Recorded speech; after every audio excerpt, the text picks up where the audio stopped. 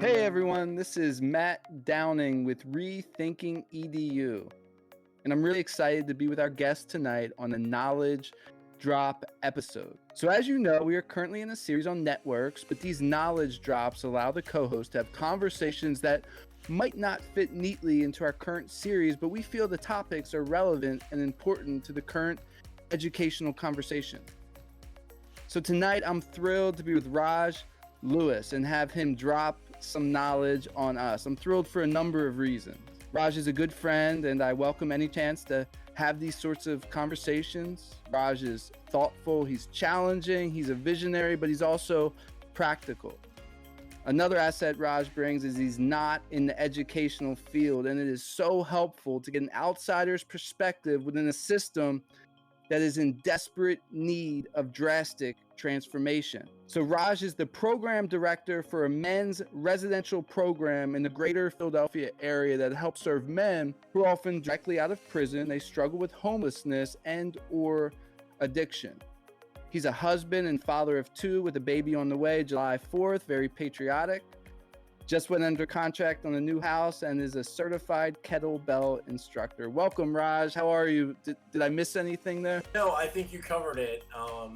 And I think that I've never had anybody introduce those things at the same time. So it's an honor to be here. Thank you so much for having me, Matt. Whenever I hear those things, I feel like they must be talking about somebody else. I guess I am those things, and I'm really proud of those things. So, and thanks for having me. Really happy to be here. Great. So for our guests and for those that are listening, can you just give us a little bit more insight beyond my, one paragraph introduction? Tell me a little bit more about the work that you do. Sure. So I've been doing work that I'm currently doing in some version, some incarnation for the past 10 years. I primarily work with men in the inner city that struggle with homelessness and addiction. I've worked with that population in a number of different capacities. I would say that the common thread is helping men essentially get to the other side of addiction, incarceration, patterns of unemployment and homelessness. I've done that through homeless shelters. I've done that through addiction treatment facilities. I've done that working with workforce development and job readiness programs. And of course, in all of those, in all the agencies that I've worked for, education is a major piece.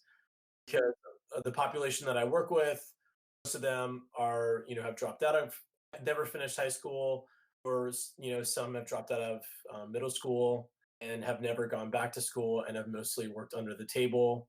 And education is kind of a function in many ways. It's intimidating. It can be very scary. It can be filled with a lot of memories of maybe negative authority figure experiences they might have had, or they didn't get the mentoring, the support that they needed. So, we work with guys that are 40, 50 years old that might have a 5th grade reading level, a 4th grade math level. So about how many years have you been in the current place where you're working? So I've been in my current position as the director of 4 residential communities. I've been in that position for 3.5 years now. Oh, great. So what that looks like is that we serve an emergency shelter population for people that just need emergency shelter. We have a long-term homeless shelter for guys that it's like a working man's program, guys that have work and have stability, but they just need the housing piece.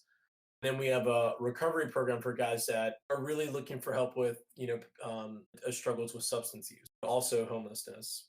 It's those guys that we work really hands-on with the employment piece and education piece. And then we have a transitional housing community for guys that need, some stable, affordable housing right after they finish our program. So that would actually be 4 different programs then, right? That's exactly right. And they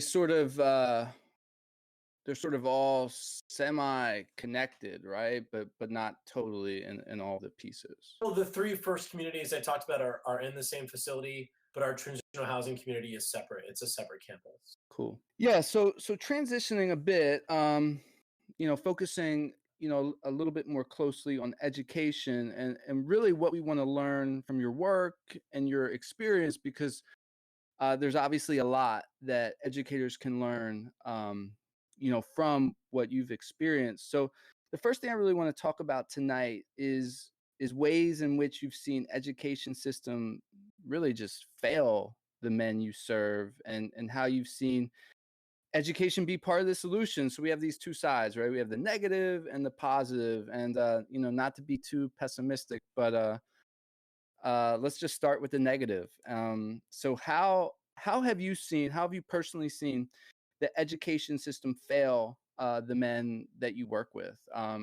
You could speak in general terms, or if you have any specific examples, I think that would be really helpful.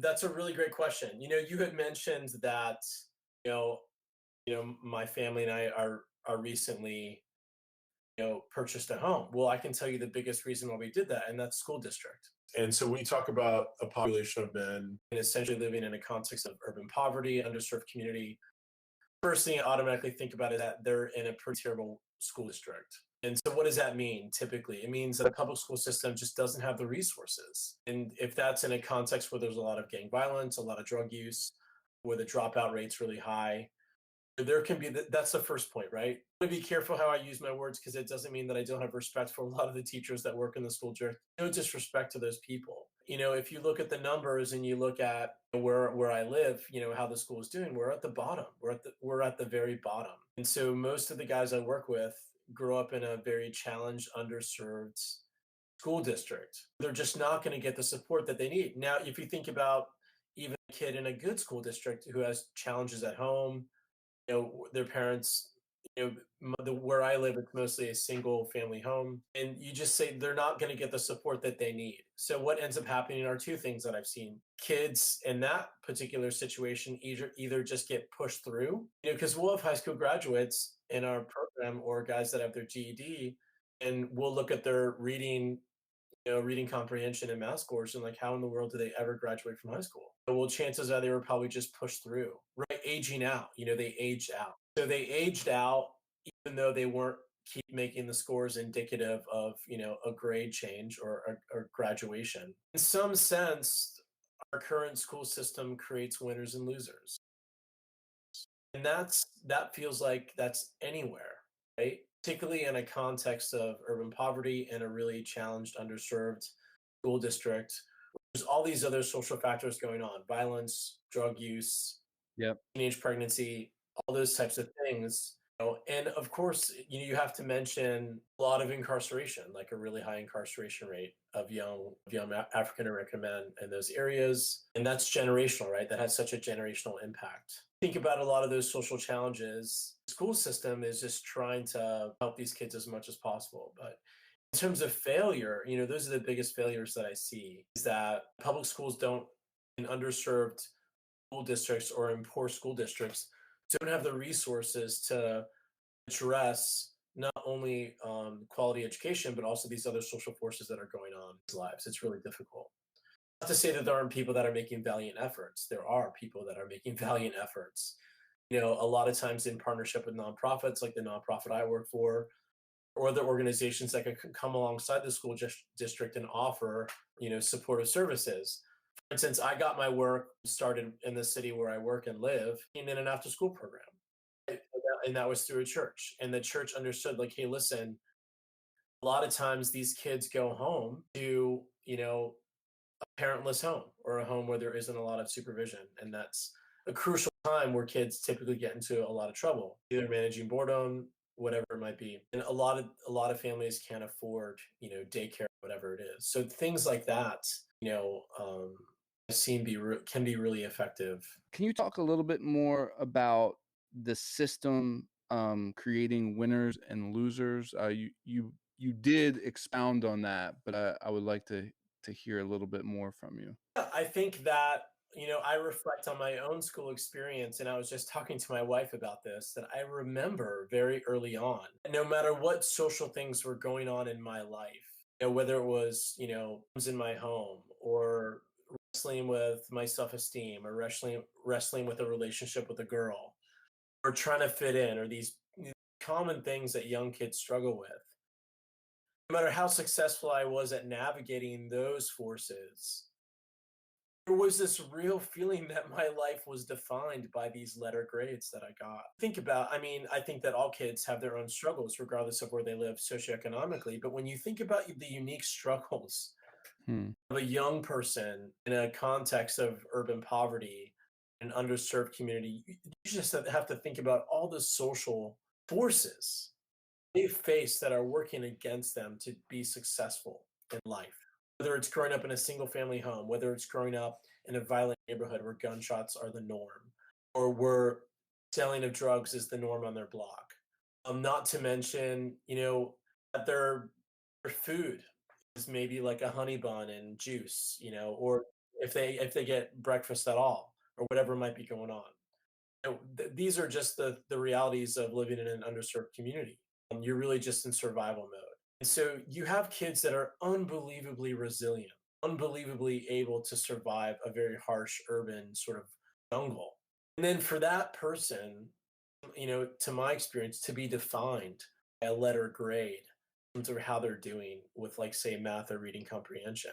Psychologically, what is the impact on that child? This child is facing all these forces that they're having to learn how to be resilient, how to survive. Maybe they're looking out for their younger siblings, so they're not even thinking about their own success and survival, but they're thinking about their extended family's survival, maybe a younger brother, younger sister. And then when you think about, okay, how a letter grade or how that person's doing in math doesn't come close to capturing how they're really doing in life. That sort of system can have the power to make them feel like they're not doing well if they get a D in math or whatever it is. So I think that feels like an inherent flaw in the system. But for them to be defined by a letter grade, it doesn't completely capture the reality of how they're actually doing in life. Yeah, I totally agree. Yeah, those are some great points you bring up, and also highlighting, the situation that the students are in and the complexity of that and how that plays a huge role. So I'm going to stay negative here for a bit longer. We're going to look at the hope. We're going to look at the solutions in a moment. But so we've talked about the K through 12 experience, but you had a lot of experience, in these programs like the one you're working in today. And how have you seen, programs like maybe even your own, but others continue that failure to meet these men in effective and engaging ways? That is a really excellent question. And what I would say is that our agencies like mine have historically gotten it wrong. And I'm proud to say that we're in a Mm, season of changing this and relooking at this. Right. So we end up almost re traumatizing the men. Their Mm, experience is a traumatic experience of not only living in a context of urban poverty where they have a lot of social forces they have to navigate just to survive. yeah. All those social forces are not setting them up for success in a school system where there's even more pressures. And then Hmm. let's say, for instance, a scenario where a guy drops out of high school because he feels like there's a job opportunity that he can get, most likely with a friend under the table. And this kid is really trying to make it outside of the school system because the school Yeah. system, is not acknowledging A, all of his life, what's really going on, and B, it's sort of reducing him to a letter grade or whatever the rubric is of, or whatever the criteria is of success that's not working for him in the school system. Historically, agencies like mine have basically just dropped that same 30 or 40-year-old man in the same sort of system. He can feel again that he's being reduced to how he does in reading comprehension, or he's being reduced for how he's doing in math. Again, of course, it's remedial, right? We're trying to offer him remedial education. And we believe that offering that individual remedial education will then help them get a better job or help them, write a better resume. And all those things are true. I think that because what I've seen in working with my population, because it mimics and reflects a very negative experience that they've had in school, it's difficult for the men I work with to psychologically get there where they can understand what the point is, Yeah. because the entire time they're just feeling defeated. They're feeling like, I've seen time and time again, guys, the guys in my program go through a remedial education and the whole countenance just becomes sort of dropped and depressed and sad because they're like, I did all this before and I didn't do well the first time. Why 30 years later am I doing this again just to experience the same sort of failure of a system? So I think that what we're now doing, to sort of flip over to the positive, what we're doing now is recognizing that we've been doing it backwards. Just like I said, how school systems often don't acknowledge the person's life. Now we are doing that in my agency. Like, well, let's sit down and actually talk about your work experience. Let's see what you've done. see what skills and vocational training you've actually gotten outside of these regular systems, whether it was the workforce system or the school system. And then and empowering the man to believe that he actually can create. Those things do represent value. Whatever he's done, however he has survived, whatever work that he's done, whatever experiences that he's gathered, that we can express that into a value system that both makes him feel validated and heard and seen, but that also can translate into some sort of resume to help him get a job and for him to be able to be placed, with an employer that matches his skill set. Now, of course, that does, I mean, the hole in that system is that we do have to work with employers that are compassionate with our population. Mm, We're asking the employer to sensitive, right? We're asking the employer to consider yeah. this group of population of people, that it's not just a matter of them being irresponsible or them being drug addicts or them being criminals.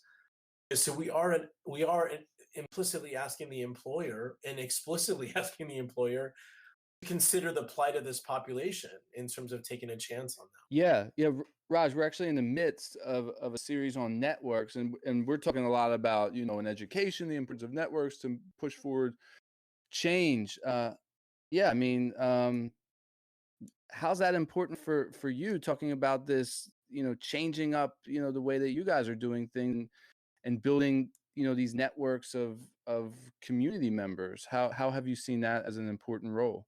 Absolutely. I mean, I can give you two examples of this. Two examples is that we've had two employers in the past year approach us and say, and a lot of it comes through personal experience, right? A lot of these employers have either had a family member, someone that they were close to, get into some legal problems or struggle with substance abuse themselves. Oh, They were able to see the redemptive value of working with that person. So two guys, I won't mention their names. I just want to say in general, these are two guys that came to us and said, "Hey, listen, we understand the challenges that your population faces. We're willing to offer apprenticeships for them, apprenticeships in construction, in these sort of manufacturing, these kind of manufacturing jobs and construction jobs, and that is gold for us." To have an employer that says, "Hey, listen, I'll help train guy so long as he's a hard worker, that he's honest, that he has integrity." And those are a lot of the pieces that we work on, right? That's our responsibility to make sure that the guy has a strong foundation of character and discipline where he can be able to take advantage of an opportunity like that. So the first guy that we had, he's a contractor that has a lot of projects in the greater Philadelphia area. We've already had one of our graduates start to work with him. And it's been an unbelievable experience to see um, our resident get so many opportunities through this individual. The other person was a guy that owns a tow trucking company, and he has seen, firsthand. He's seen a lot of his tow truck drivers succumb, to the perils of drug abuse and addiction, and the sort of the lifestyle that goes along with that. And so he was very excited when we reached out to him to see that we might actually have a number of guys that are interested in becoming and learning how to be tow truck drivers. We've already had one of our residents work with his company with a lot of success. And in terms of networking, that's gold for us. It's gold for us to be an employer because we want to preserve that partnership. So we work with the resident to try to set them up for success as much as possible. But again, we're not completely throwing out the remedial stuff. We're trying to sort of take the best of that. We still offer GED program for our guys because we know that getting a GED does open up a lot of doors. But again, the way that we're doing things, I think the right way now is that we're not starting with remedial education. We're starting with the man experience and saying, "Let's tell us about your life. Tell us what you've done. Tell us how you've survived. Tell us how you've developed resilience. Tell us about the training that you received." And then we use that, affirm it, and then we say, "Okay, let's talk about what you want to do for work and a career based upon what you've experienced, and let's see if we can find a good fit for you and set you up based upon that." It does occur to us that he could benefit from some remedial stuff, then it'll just become a part of his treatment plan. We're no longer putting a guy just, as soon as he walks in the door to have him starting to do math and reading comprehension. And we are doing those assessments because we want to know where the guy's at and where his weaknesses are. But now, first and foremost, we validate the man's lived life and lived experience. I don't think that a lot of school systems do that. Yeah, I wanna stop for a moment and talk about that just a little bit more. So you've had this sort of change, this reversal of how that you were approaching these men, without using like names or anything like that, or any, being too specific. I think it would be really helpful to sort of hear some concrete examples or stories of hope, like this person was able to move forward as a result of being validated first and given this apprenticeship and doing these sorts of things. It'd be sort of interesting to hear you tell a bit more insight into that. Yeah, so I can talk in a little bit more detail about the individual that pursued the tow truck driving opportunity. This guy came to us. He had relapsed several times, and he had to rethink his career several times because of a lot of his criminal backgrounds. Unfortunately, his criminal background created a lot of barriers for him, and those barriers actually a pretty big stumbling block because he wanted to be a tractor trailer driver. That was his career choice. Unfortunately, because of his criminal backgrounds, was not able to pursue that immediately. So he had to get creative and say, well, how do I continue to have that be a dream and a hope of mine to be a tractor trailer driver? What's a step in that direction? So we were able to sit down with that individual and say, well, listen, let's explore all your options in terms of things that you can do now within our program, possible networking partnerships to get you opportunities that could get you there eventually. And so we were able to take his dream, get it down on paper. We were able to help him with a lot of character pieces. We are a 12-step program, so we talk a lot about character defects, and often it's those character defects that sabotage men in order to keep a job and maintain a job. We were able to work with this individual, reach out with him in partnership with him to this tow truck company, and that's actually how the partnership happened.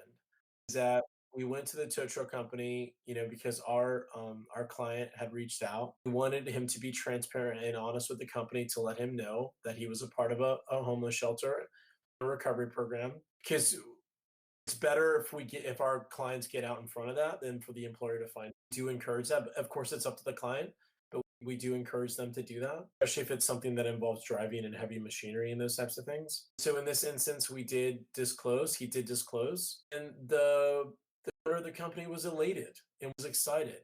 He had the courage to be transparent and honest, that there was potentially other clients from my organization that could benefit from this opportunity. I had a really powerful conversation with that employer. He understood that the client's ultimate goal was to be a tractor trailer driver, and he felt like, well, hey, I can help him.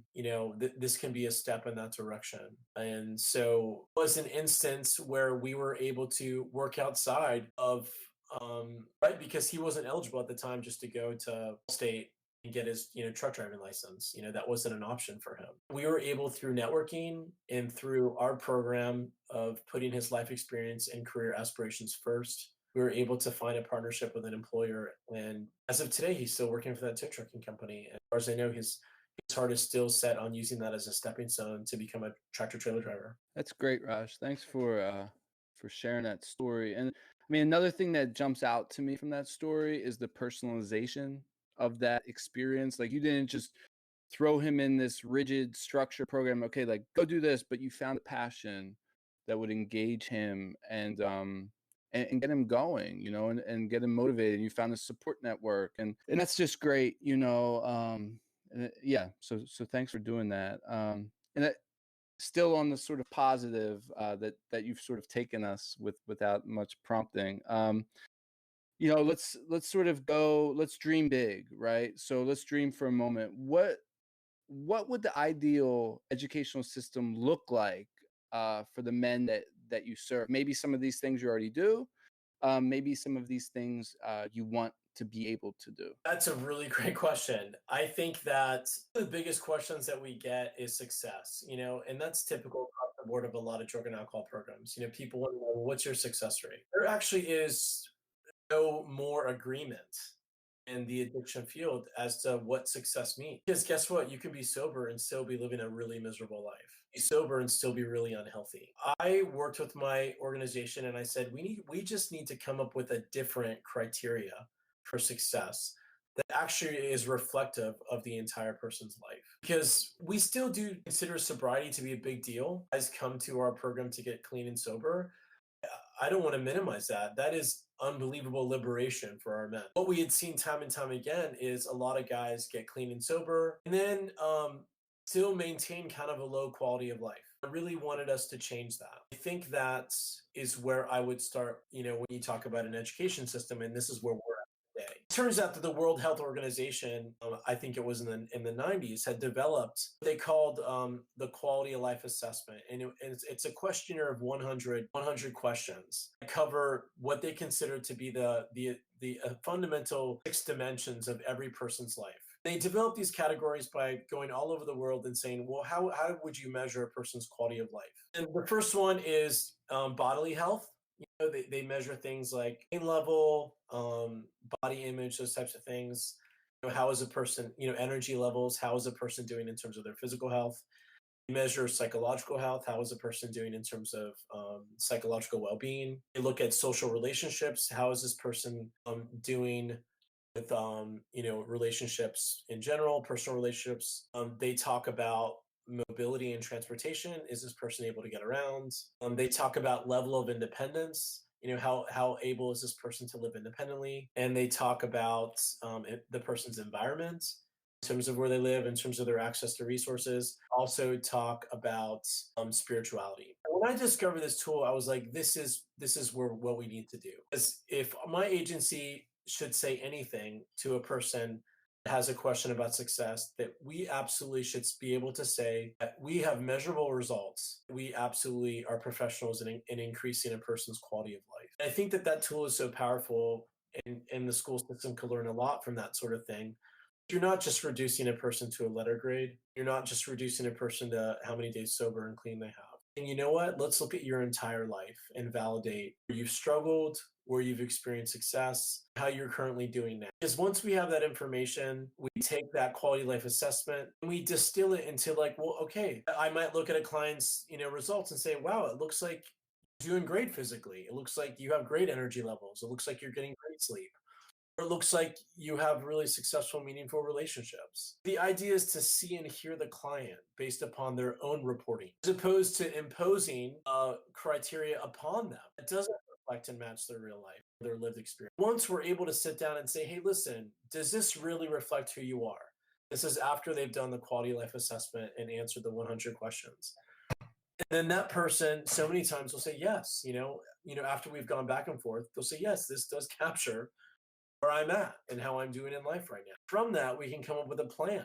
It absolutely does include education. We can come up with a plan and say, well, let's come up with a plan together and how we can increase the health of your social relationships, or how we can increase your level of independence, whatever it might be. And that strikes me as, that's what I wanted when I was in school. And I think that's what the men when they were in school. They wanted their teachers and their professors and their educators to see their entire life, not just their behavior in a classroom or how they perform on some test. I think that my agency is now saying, okay, we can take this quality life assessment, educational assessments, and have an entire picture of this person, and then talk about success. Then talk about success in regards to what does it mean for this person based on their own reporting. What does it look like for them to increase their quality of life? That's where we can put our time and our energy. What we were doing before was great for the purpose it served. Again, I still think that we were reducing the men to something that was being imposed upon them, as opposed to starting with their own experience and then coming up with an actual assessment that considers their entire life. Yeah, that's wonderful, and and exactly what you're saying. Yeah, it deals with their entire life, the complexities, and it's probably not an easy process, right? To go through that. It's probably time consuming and a lot of conversations. I think it's more time consuming in the sense that it's more comprehensive and it's more complex. Yeah. I'll give you a concrete example. Let's say, for instance, that this individual is just performing terribly in a remedial education program, and you don't have a lot of insight into what's going on with him. So I remember, this happening when I was a kid. There was a time in my life where, my family was going through some stuff and I was really going through some stuff at home that none of my teachers knew about.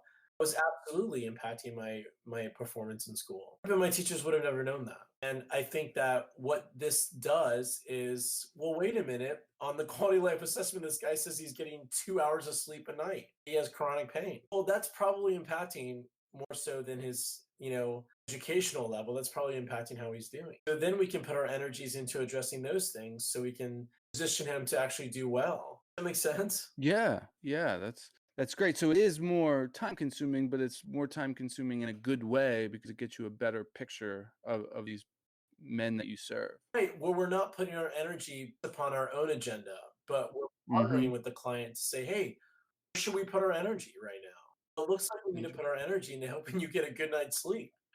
Yeah. Because if you're not getting a good night's sleep, that absolutely is going to impact cognitive ability, energy levels, mood stabilization, all those things. Sleep, helps us maintain homeostasis. So if this Mm-hmm. guy's a train wreck, right? Yeah. He's fallen asleep, he's feeling disgruntled, he's feeling frustrated. And, I joke around with my executive director sometimes. I'm like, sometimes I think that we just need to start a sleep clinic.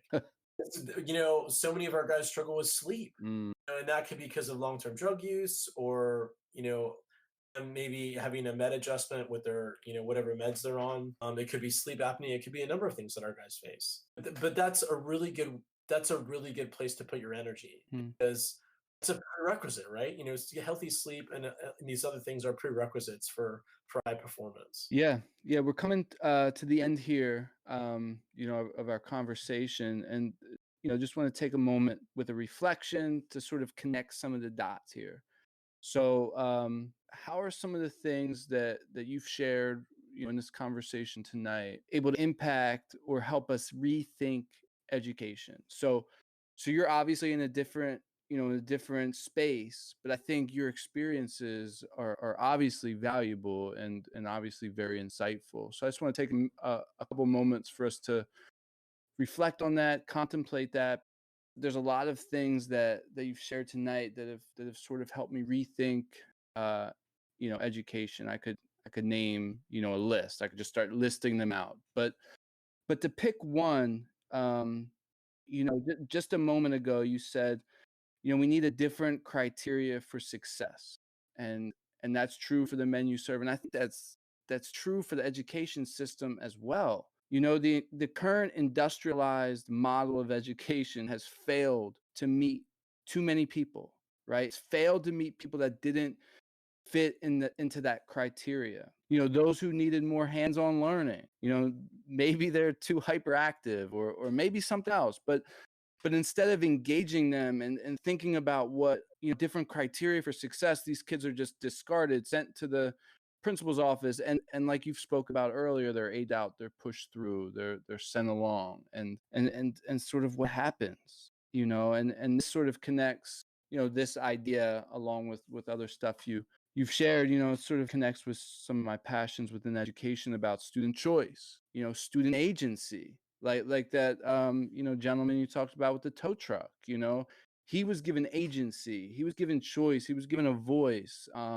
And I think we can learn from a lot of the work that you're doing. So thank you, for doing that, and thank you for sharing it in a way that I think will be able to connect to people in a different way. I mean, a mentor of mine told me, who had spent many years working in areas of poverty. He said, working with people in poverty, you have to be creative because you don't have the resources available to you and you don't have the system, available to you. So you got to get creative.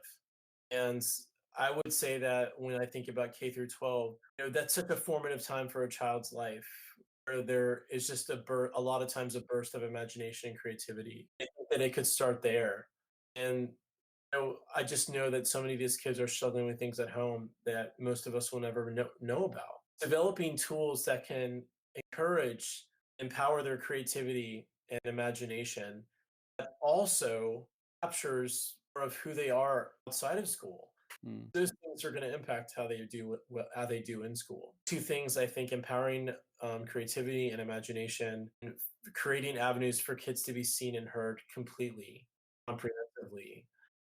know that when I was in grade school, that's what I wanted more than anything. I wanted my teachers to see me and to hear me and to hear my voice, Yeah. and for them to encourage my creativity and imagination, come at things maybe differently than the curriculum allows me to, and to not ultimately be compared to kids where the system seems to where kids often you're compared to the kids that are thriving in the system, right? Hmm.